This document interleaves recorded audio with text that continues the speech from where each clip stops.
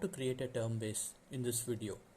So we are going to use glossary converter. You can see the Excel glossary, a simple sample glossary with French terms in the first column and the English terms in the second column.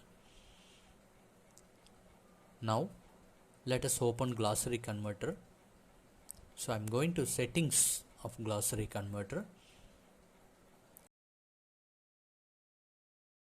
So you can see that already the input and output formats are already added. So you can see that. Okay, that is it. After you set the input and output format, click the input, add the glossary file. In this case it is a Excel glossary file. So I'm adding, it is asking the language field. So it is set for the header with French, the language is French, and the header with name English, it is a language field and English is set. I'm showing that in Excel glossary. The same thing has to be set in glossary converter.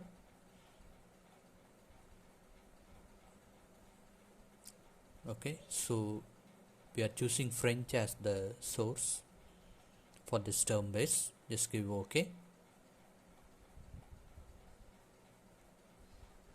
Okay, now the process is completed, and yeah, you can see that the multi-term term base as well as the support files are readily available.